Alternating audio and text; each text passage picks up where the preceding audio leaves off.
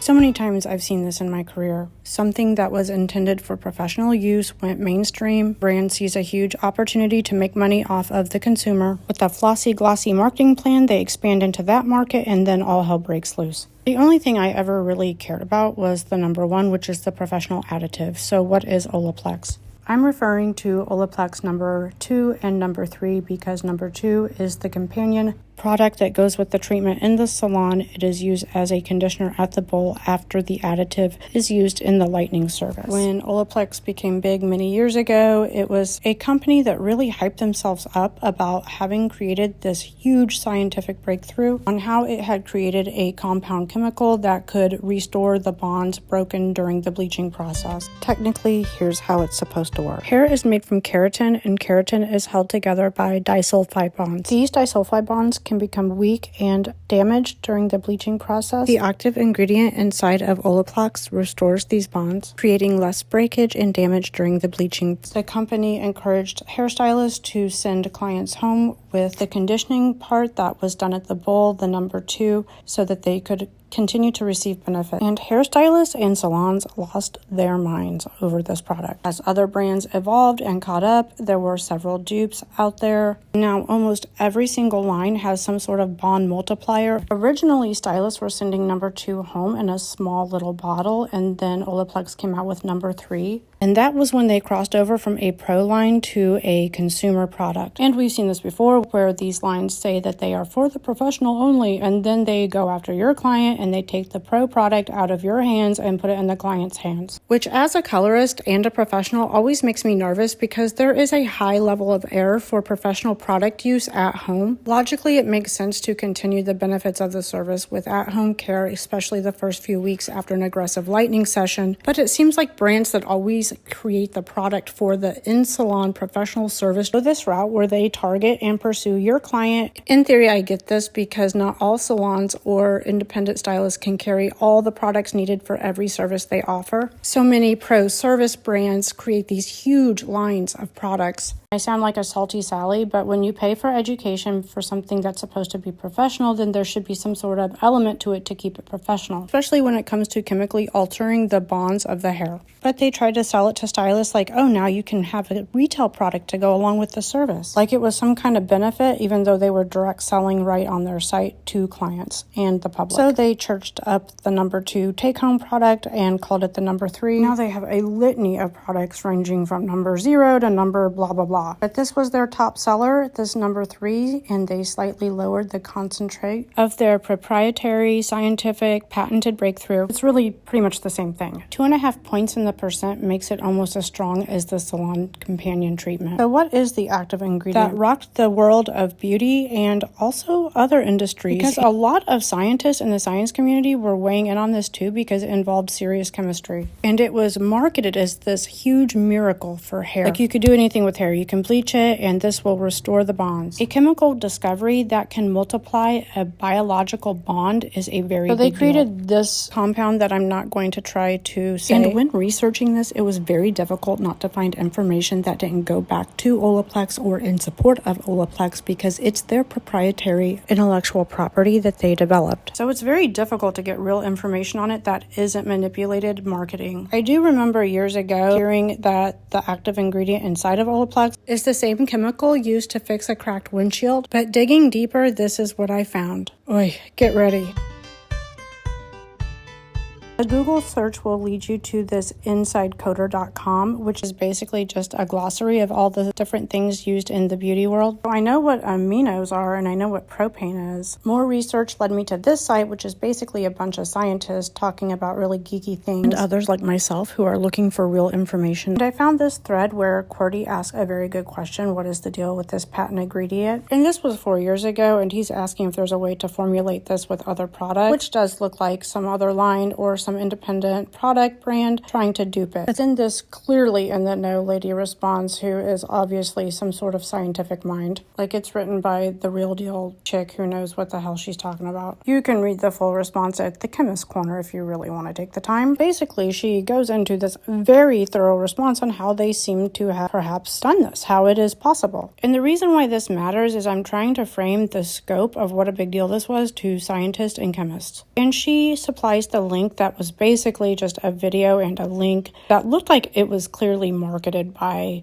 the scientist who developed this formula for Olaplex, because it almost read word for word like the product knowledge we received in the salons from the reps and Olaplex years ago. I skip forward and keep reading this thread, and it goes on for a long time, and here Perry is commenting on how their marketing type created this cult following. I agree. He also comments on the thousands of, quote, indoctrinated stylists that defend them, and I also agree with this because certification is usually, in my opinion, brand indoctrination. Now, education is fine, but certification for specific professional hairlines comes with the added benefit of the stylist defending the product line should it ever come under fire, in addition to the stylist promoting, supporting, and selling the products. Obviously, all stylists use things that they like the most. Here he comments on how he gets canceled on Reddit, so he just stopped commenting because armies of stylists would jump in and comment. So the point is that they create this huge following both in the professional market and the consumer market. He also makes a point of noting that sulfate-free shampoos aren't the greatest. I also agree with this. Sulfates have been totally demonized in the hair world, and they are basically just a surfactant, which is a lathering agent to clean the hair, and cleaning the hair is the point of a shampoo. Let's start with the shampoo.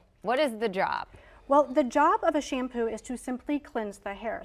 I am very against this whole don't shampoo your hair movement. That's why I keep bringing Diva Curl into this, because they had a class action suit about hair loss because the no shampoo movement stemmed from them. I have seen firsthand for years now how this movement is the main cause for follicular suffocation, which is becoming the #1 cause for hair loss in many people, even young people in their 20s. Then I see this post or this query from this woman that posted in this thread that has been going on apparently for years. And she claims to be in a Facebook group with 12 million people in it. She is calling these 12 million people victims of Olaplex from hair loss, balding, severe damage, breakage, which we again saw this with many other hair products. If you overuse a certain thing, like too much of a good thing becomes bad. I heard about the Olaplex lawsuit about a year ago, but not 12 million people. But here's where I started paying attention, because she described it as like the plasticky feel of Barbie hair, which is a telltale sign of protein overload, especially synthetic protein. And she says it's like the hair has been permanently altered and there's something in the hair that needs dissolving. That got my attention because I have also noticed that in the salon where clients who are using Olaplex at home, hair doesn't even feel really like human hair anymore. It feels manufactured. It feels like doll hair, and it's very concerning if you're considering coloring their hair. So since it's a mixture of compound chemicals, I just started breaking them down and searching. So the first part is the thickener hardener that was referenced years ago about the windshield sealant, but it's also widely used in construction for welding rods and for sealing joints, which is that's heavy industrial stuff. So then I find that it's on these different states' hazardous substance fact sheet from the health department, what to do if you're exposed, which seems ominous, but really it's a chemical, so overexposure can lead to something detrimental for hair care concerning. But here's where it got really weird. When I entered in the second part of that big, long, proprietary ingredient that they came up with, which they list as diglycol, it's basically this chemical. And again, these are all derived from organic elements, so whatever is comparable to the periodic table in the world of chemistry does not recognize this term that they're using, and it just redirects back to this. At first I thought it was a mistake, but anyway, I tried to Google it. It kept going back to this. I was unaware that this product contain this compound chemical of this chemical, which is an antifreeze, a liquid solvent, which a solvent is just a chemical that can dissolve other things, other chemicals. This stumped me. I don't get this. A solvent does not make sense to me. Basically, that's what bleach does, is it dissolves the melanin in your hair. In the process of dissolving the melanin or the pigment in the hair is what lightens the hair. Either way, I started feeling very uncomfortable with the level of industrial strength chemicals inside of this product. Other than saving a minimal amount of breakage. I can't honestly say I have seen some really remarkable results with Olaplex. I feel like it's more of a security blanket for hairstylists. I mean, the stuff I do is pretty highly corrective, and I have to aggressively lighten the hair to correct it. And Olaplex is known to inhibit the lightening process, which is something I don't want to do. So I personally never really super got into Olaplex, but a lot of my staff did, which is not uncommon in our industry because the type of color we're doing now is so high level. There's so much information out there. I feel like clients and even stylists, a lot of stylists in our industry, are getting confused. But for this conversation, by first appearances, it looks like Olaplex is a big toxic waste dump, and perhaps an unnecessary one. So then I went all in on the ingredients and started just randomly looking at them one by one. The one with the arrows around it is that big one we just researched, right? It's kind of vague, hard to find information unless you start breaking it down individually, because again, it's their proprietary compound chemical that they have made out of other compound chemicals. So then I moved on to the next ingredient, and it looks like it's been commonly used before in hair products, but is very known to cause breakage. In fact, I recognize this ingredient. It's like antiquated slop that hasn't been around for a while. It's like a cheap chemical filler. In over-the-counter products, the kind of stuff that we tell you not to use because it loads the hair, coats the hair, and this alone can cause a chemical reaction with bleach. So I kept moving on down the list to ingredients that I hadn't recognized in some of the other products I've used before that sounded super chemical. Let's take this little relevant side trip about animal testing.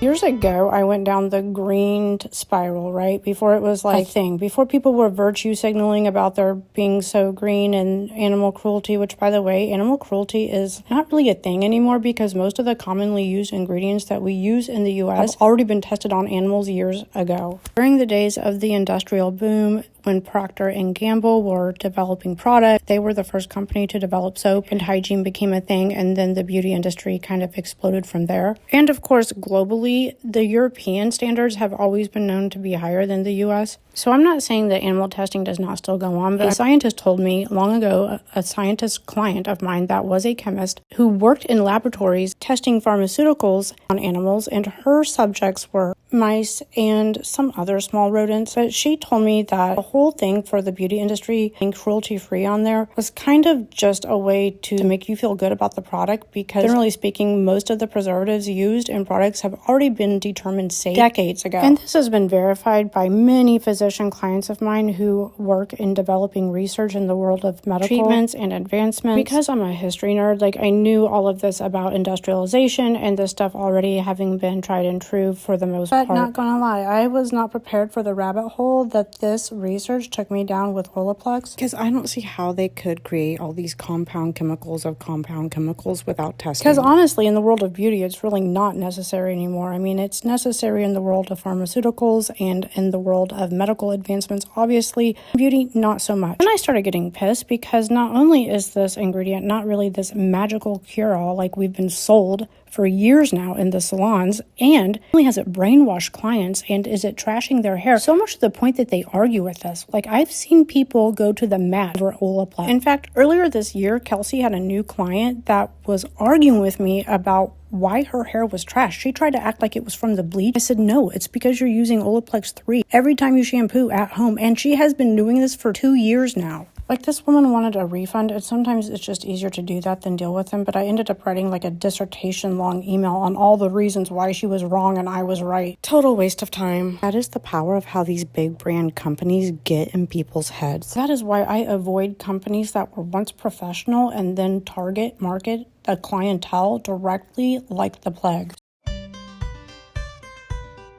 So if you just keep going down the list, you just find one more chemical hardener after another. That's 2 different ingredients now that are part of this obsession that Olaplex has with using industrial strength chemical sealants. Then I see this article written in the Independent. Again, you can go research this yourself. They're a chemical that they used in the fragrance. Last year, it was discovered the fragrance in the at-home products was linked to possible infertility. To me, it's just a lot of shady, unnecessary chemicals. It doesn't seem to do a whole lot because, again, this entire line was developed around the professional treatment that we add to the bleach, which other than Olaplex's this research, which is undoubtedly skewed based on my experience in the salon, from what I have used with it, what I have seen in the salon with my own staff, and from what I have read from other stylists. It doesn't really seem to do a whole lot but feed off of stylist insecurity to start with. Even I have been susceptible to that when I'm doing an aggressive corrective lightener and I'm working with high volume developers. Sometimes I'll add extra Olaplex in there, or just Olaplex in general, because it makes me feel better. It's like a just-in-case scenario because I know I'm pushing the limitations of biological hair can do. And though the TikTok community went wild on Olaplex, calling them negligent for using this fragrance, in their defense, this was a pretty recent study and it was commonly used in other products in the United States. It was the stringent guidelines in Europe that discovered this. But in the global science community, if they are working on a study like this in Europe, I'm suspicious that the chemists that work for Olaplex in market development did not hear about this, because these types of studies take time. Olaplex is a huge company now, and they have totally saturated both the consumer and the professional market, which means they have teams of scientists, researchers, developers who came up with this huge breakthrough on hair, and you're telling me that they didn't know about this before it went public? A brand that is working with all of these serious chemicals likely thought, it's banned in Europe, but not the United States. And in theory, Olaplex's key ingredient does somewhat function like a perm, but far more advanced, and its base chemicals are unquestionably concerning. At the very least, far more complex, and too many compound chemicals of other compound chemicals. I don't see how they didn't animal test, honestly, when they were developing this new, never used on humans breakthrough technology that had chemists buzzing about it. And though I'm totally putting myself out there, really not trying to get sued based upon my opinion and conjecture expressed in this video that drew me to the conclusion, I personally don't recommend these products at home. I just don't. I mean, people pay me over $100 an hour to hear my opinion about hair, so I'm giving it for free. That's just my opinion. Because A, I've done the research clearly outlined here in this video, and B, we used a lot of this product in the post-pandemic corrective era at both of my salons over the last 5 years. If I had to total up what we have spent, I already know I'd probably puke.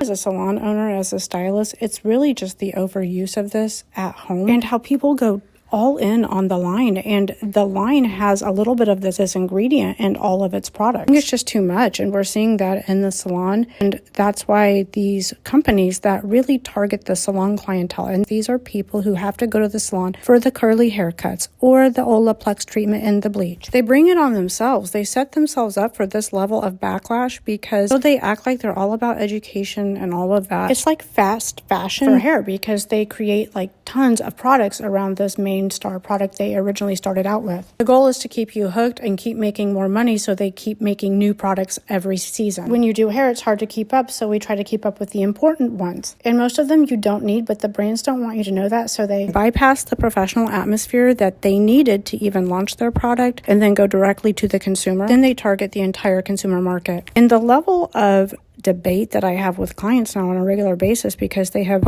educated themselves online with influencers, and some of them are industry influencers who have really committed to a line. It's becoming very difficult for stylists to combat this almost cult-like vibe these brands create intentionally through their marketing plan. And this was 10 years ago they developed this. Most lighteners have a bonder inside now. And the lightening service itself is the only time I would ever even see that Olaplex would be appropriate, which means Olaplex is just kind of irrelevant. And no line should have their special sauce in every single product, because you're going to start having issues. That's why I don't go whole hog on keratin lines either, because they have that in every single product they sell. You're going to start having serious issues. And any quote professional line for hair care comes out and they claim to reinvent something that has always been done a certain way. That's a red flag, because they're not necessarily improving it, they're overcomplicating it.